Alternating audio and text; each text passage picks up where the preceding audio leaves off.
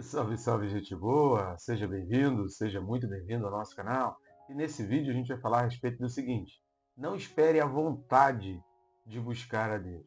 Vamos pensar um pouco mais sobre isso? Sai daí não, querido. Fica comigo até o final. Vamos junto.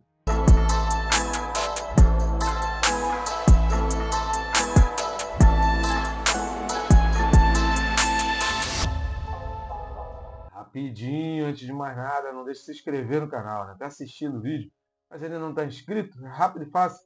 Tem um botão aí embaixo escrito inscrever-me. Você clicou nele e pronto. Eu recomendo ainda clicar no sininho, porque quando você clica no sininho, você ativa as notificações, você fica por dentro de tudo que acontece no canal e assiste em primeiro lugar, né? Você é um dos primeiros ali a estar assistindo os vídeos que estiverem aqui no nosso canal. E por falar em canal, eu peço aí suas ajudas, né? Precisamos muito dessa ajuda, vamos ajudar a crescer o canal, sempre lembrando, né, que quanto mais pessoas estiverem acessando o nosso canal, mais pessoas estão tendo acesso à palavra de Deus. Então curta, comente, compartilhe, aquele famoso triplo C, que faz com que o próprio YouTube, aí sem a gente precisar estar investindo dinheiro, né, o próprio YouTube, já ali nos seus algoritmos, leva o vídeo e começa a aparecer aquela indicação, aquela recomendação para outras pessoas ali. Você pode também estar ajudando o nosso canal e o nosso ministério, já que esse trabalho aqui é totalmente independente, né? A gente não tem aqui ligação nem dependência financeira, nem nada com nenhuma instituição, a gente faz esse trabalho aí voluntário e independente. Então ajude também, tem uma outra maneira que você pode ajudar, que é indo no primeiro link da descrição ou no link que está na bio do YouTube, do Instagram, do Facebook, do LinkedIn, e você vai ter acesso a esses livros. A capinha deles está aparecendo aqui.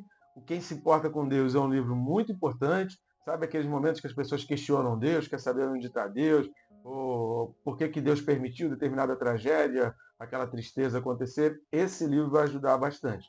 E o Perca Peso Tirando a Trave do Olho, que por enquanto está só em formato digital, ele vai ajudar a não formar crente fofoqueiro, né? Sabe aqueles crentes que adoram ficar se metendo na vida dos outros, adoram consertar a vida dos outros e a própria vida está um destroço? Então esse livro ele vai ensinar qual o modelo cristão de vida cristã para a gente entender o que é pecado, como olhar o outro, como olhar o erro dos outros, como olhar o nosso próprio erro, a gente tentar se identificar ali e ver que todos nós somos mendigos, apenas mostrando ao outro que ainda não tem pão o caminho do alimento. Tá certo? Vamos lá, o texto desse vídeo está na carta de Paulo aos Romanos, capítulo 3, e os versículos são 11 e 12. Então vamos lá para a leitura. Carta de Paulo aos Romanos, capítulo 3, versículos 11 e 12, diz assim: não há quem entenda, não há quem busque a Deus. Todos se extraviaram, a uma se fizeram inúteis. Não há quem faça o bem, não há nenhum sequer. E daqui é tremendo, a gente vai ver daqui a pouco os textos que Paulo se utiliza como base aqui, que ele vai fazer essa referência, né? E é exatamente isso que a gente vai começar falando aqui nesse vídeo. Daqui a pouco a gente vai nos textos bíblicos lá do Antigo Testamento que Paulo cita. Primeiro a gente precisa voltar num ponto importante, no versículo 10, que fala assim, né? Como está escrito. Então essa expressão como está escrito, ela é muito utilizada aqui no Novo Testamento para remeter, né, a nossa mente e remeter aquilo que está sendo falado a uma autoridade de Deus. Então, quando está falando como está escrito, está remetendo, ele está puxando um texto que foi dito lá atrás por Deus, que está nas Escrituras consideradas, então, sagradas, porque entendemos que vem ali de Deus, e aí aquela citação, ela tem um peso de autoridade e a pessoa entende que aquilo dali não é de um livro de filosofia, não é da própria mente, não é algo que a pessoa mesmo, nos seus devaneios, chegou àquela conclusão. Então, quando se diz como está escrito, subentende-se que está fazendo uma citação de um texto sagrado, de um texto lá da lei, está se remetendo, né, aos profetas, aos salmos, principalmente aqui. Paulo ele vai citar muitos salmos aqui, Isaías, a gente viu lá até o próprio Eclesiastes também vai falar desses textos aqui que Paulo está citando, mas sempre a escritura sagrada. Tá certo? Então essa expressão, como está escrito, sempre direciona para que se tenha respeito diante da superioridade do texto sagrado sobre qualquer argumento. Então a expressão sobre como está escrito é para vencer, é como se deveria fazer, né? E a gente não tem visto isso aqui no Brasil, as pessoas falarem assim, olha, eu estou condenando, ou eu quero a prisão de fulano, como está escrito na lei tal. E não simplesmente jogar palavras ao vento, porque falar até papagaio fala, né? Mas o próprio papagaio não sabe o que está dizendo. Segunda coisa que a gente precisa observar é que aí do versículo 10 até o versículo 18, Paulo ele vai fazer 6 citações, então, como está escrito, de textos do Antigo Testamento, que Paulo vai trazer para exatamente dizer os 2 pontos apresentados por ele sobre essa questão do pecado.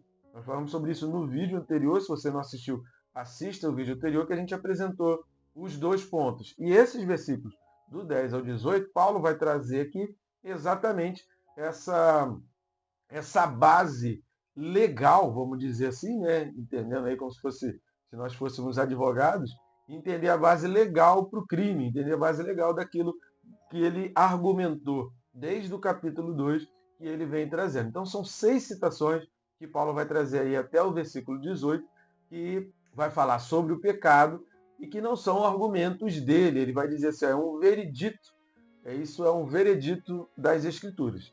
Abrindo um parênteses aqui, o que significa exatamente veredito? É uma sentença, é uma decisão tomada por um juiz após um trânsito em julgado. O que é trânsito em julgado? É quando se prova, é quando cumpre-se as etapas de apresentação de prova, para provar que é inocente, para provar que é culpado. Aliás, quem acusa é que precisa provar que é culpado, que aquela pessoa é culpada, né? E não quem é inocente tem que provar que é inocente, né? Então quem está acusando precisa elencar os motivos, mostrar os vídeos, as gravações, as testemunhas, as imagens, tudo para corroborar para aquela acusação. Então, e esse processo todo, né, de apresentação de provas, de defesa, de argumentos, né, e às vezes a gente pensa, isso acontece muito, a gente pensa que uma pessoa é culpada, depois se descobre que é outra que a gente nem imaginava, que é realmente o verdadeiro culpado por aquele crime. Isso acontece muito, tem muitos filmes aí que trabalham muito essa mentalidade. Mas esse processo todo chama-se trânsito em julgado. E veredito é aquela decisão final, é aquela decisão do juiz lá no final, dizendo então se é culpado ou qual é a posição. Então Paulo ele vai apresentar aqui 2 argumentos sobre o pecado, ele vai fazer essas citações, como está escrito na lei, como está escrito no texto sagrado, referente ao veredito de Deus sobre esse assunto. E quais são então os 2 pontos que a gente trabalhou e a gente falou com mais detalhe no vídeo anterior? Eu não vou entrar muito em detalhe aqui, mas eu quero trazer aqui porque a gente vai trabalhar a questão da culpa. Então, os 2 pontos que Paulo apresenta sobre o pecado é a transgressão e o poder. Então, a gente precisa entender que toda vez que se fala em pecado na Bíblia, você está falando em transgressões, atitudes, atos individuais, atos esporádicos, atos extemporâneos que vão contra o texto bíblico, que são contra a lei, que vai fazer aquilo que a lei disse para não fazer, ou que vai deixar de fazer aquilo que a lei dizia que era para fazer. Então, toda vez que age em contrariedade à lei, isso é uma transgressão. Então, o pecado, ele tem esse sentido na Bíblia de transgressão. Mas ele também vai ter o sentido, e a gente viu isso no vídeo passado, de poder. É um poder, é um domínio. Por isso que a pessoa precisa de alguém para sair dali. Então, seja na transgressão, nos atos e atitudes individuais, seja no domínio, no poder que opera para que uma ou várias pessoas ajam sobre o pecado, isso traz a culpa. Essa culpa é que a gente vai pensar um pouco exatamente nesse texto.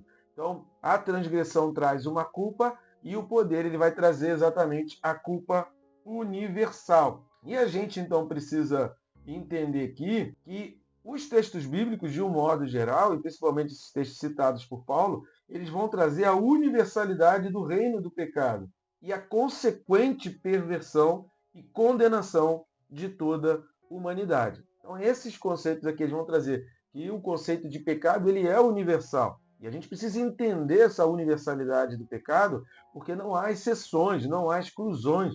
Não existe mais, talvez eu esteja fora, né? Não, a gente vai falar aqui daqui a pouco, mas antes da gente entrar nesse aspecto das exceções, vamos aos textos bíblicos. Primeiro, vamos dar uma lida lá em Eclesiastes, capítulo 7, versículo 20. O livro do pregador, né? Eclesiastes, capítulo 7, versículo 20, diz assim: não há homem justo sobre a terra que faça o bem e que não peque.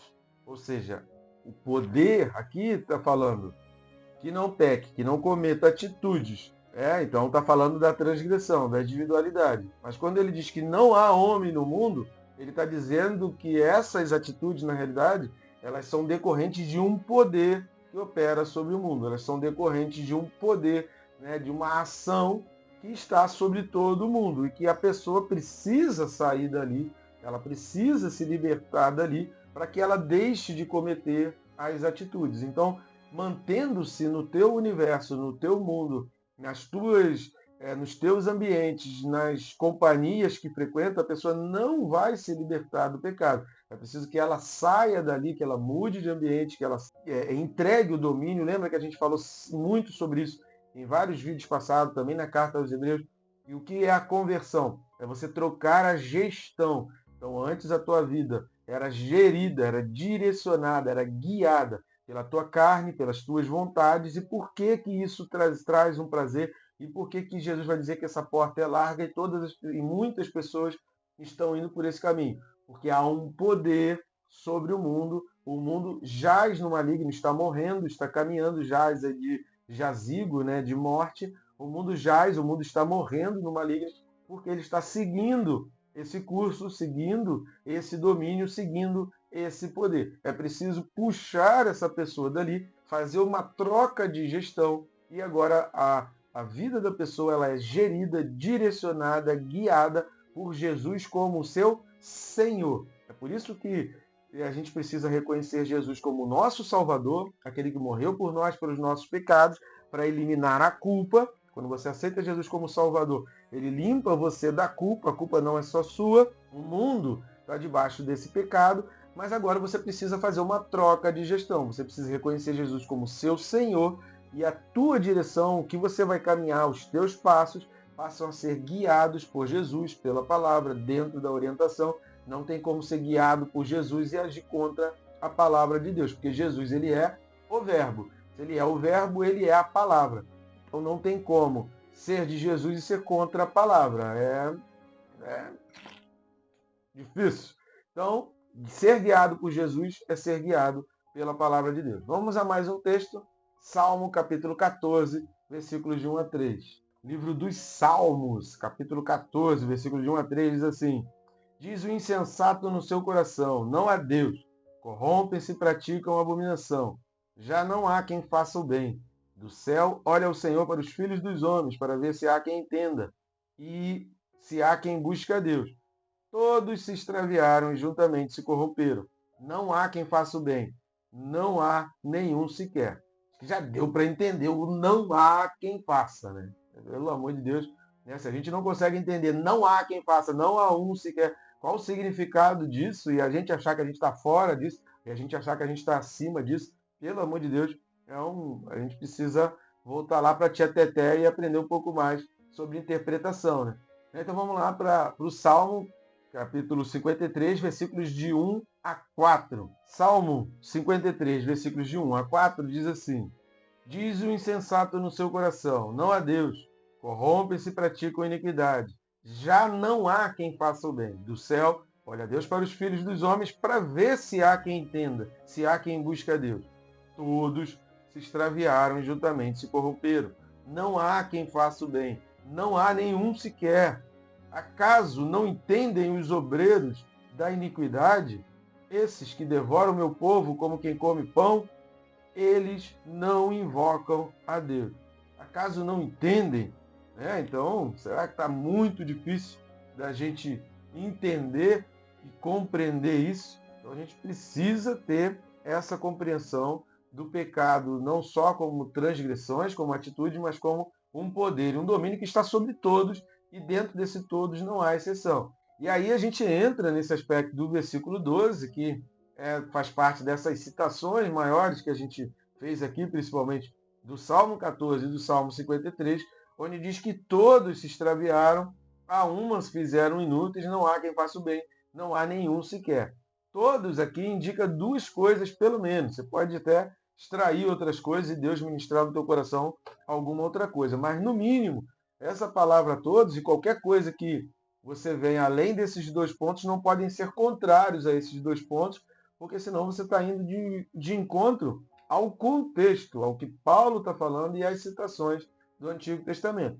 Então, os 2 pontos básicos e que qualquer interpretação não pode ir contra ela, porque senão você vai contradizer o texto, você vai estar em oposição ao que o texto bíblico diz, é que a culpa ela é universal, não admite exceções. Não existe mais, porém, entretanto, todavia. Ela é universal, essa culpa está sobre todos, todos são culpados. Para a gente ficar livre da condenação, Paulo vai dizer lá no capítulo 8 de Romanos, só em Cristo Jesus.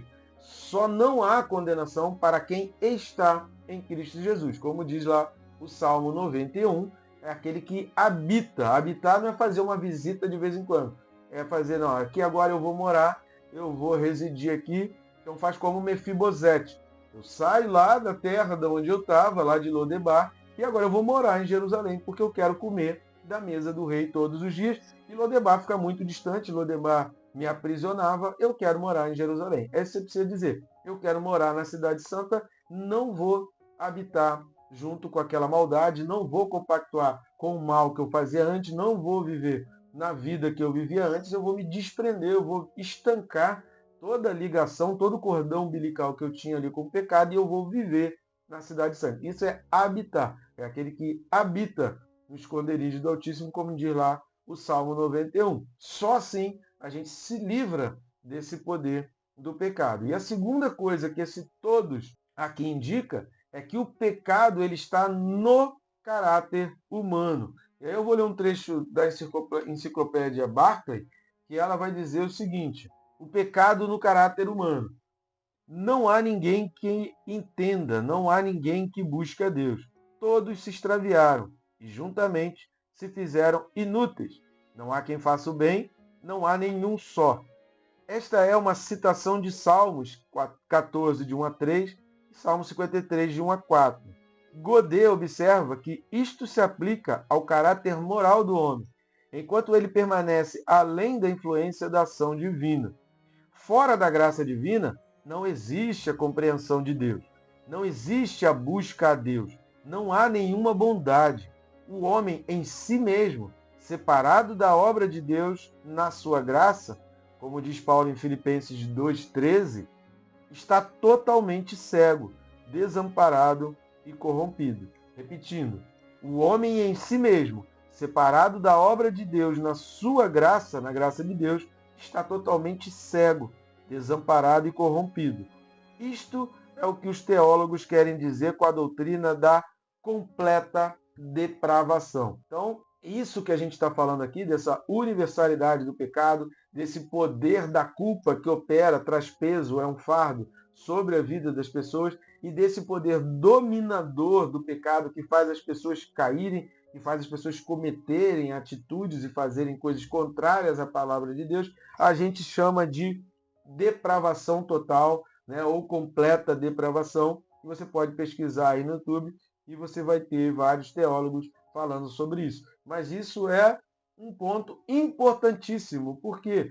Porque baseado nisso a gente desprende vários outros ensinamentos da Bíblia. Então, se a gente não compreende isso, ou se a gente compreende isso de uma maneira completamente equivocada, toda a nossa teologia, que cada cristão vai construindo a sua teologia ao longo da sua caminhada cristã, ela vai sendo alicerçada numa base errada. E aí, como Jesus diz lá em Mateus 7, é uma casinha feita na areia. Vai bater o vento, vai bater as ondas e a casa vai desmoronar. Então, o alicerce dessa casa é muito importante. E a depravação total, ela precisa ser entendida, porque se eu não entendo isso, eu não entendo que existe um poder dominador sobre o mundo e eu não começo a discernir as coisas que acontecem, até os noticiários, eu vou começando a entender, cara, isso aqui não está legal. Há um poder dominador aqui, há várias pessoas repetindo mesmas palavras, mesmas expressões. Tem algo errado aqui. Existe algum poder dominando a mente dessas pessoas que parecem marionetes, só muda a figura, mas as palavras são as mesmas.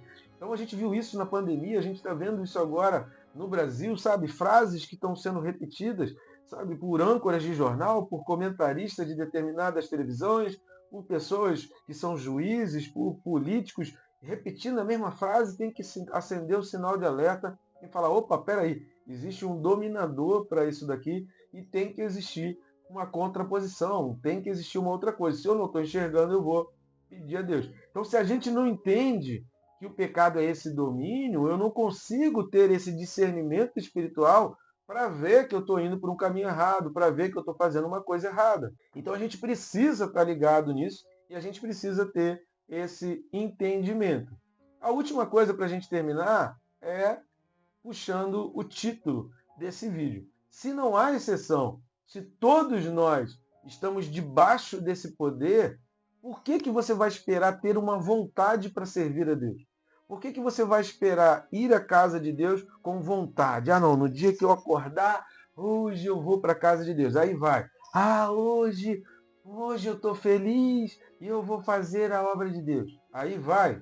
Então você vai esperar ter essa vontade, você precisa começar a ir contra a própria vontade. Por quê? Porque essa vontade de não ir, essa vontade de não fazer, essa vontade de não estar na célula, de não estar num evento da igreja, essa vontade de não participar, essa vontade de não trabalhar na igreja, essa vontade de não ajudar, não endireitar, essa vontade de não se oferecer. Poxa, pastor ou líder, o que eu posso ajudar? O que eu posso fazer? Está precisando de alguma coisa? Como é que eu posso ser útil aqui nessa obra? Então, quando você não faz isso, essa vontade, ela está debaixo desse domínio. Ela está debaixo do domínio do pecado. Ela está debaixo dessa culpa do pecado. Ela está debaixo dessa depravação total. Então, se você não se forçar a sair dessa cobertura do pecado, você nunca vai conseguir de você mesmo. É isso que a gente leu aqui. Por si mesmo, o homem está separado da graça de Deus. Então, toda vez que você segue as suas próprias vontades,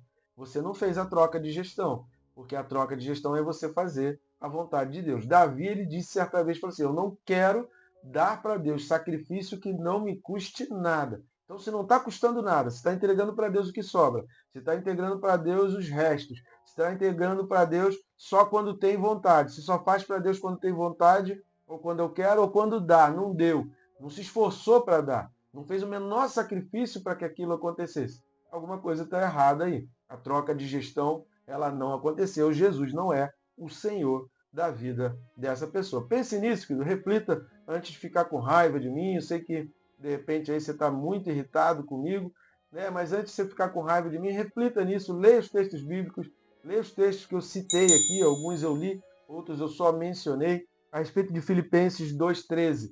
A gente tem uma playlist aí todinha, a carta de Filipenses aos Filipenses, todinho explicado versículo a versículo, você vai achar Filipenses 2,13 e tira também ali as suas dúvidas.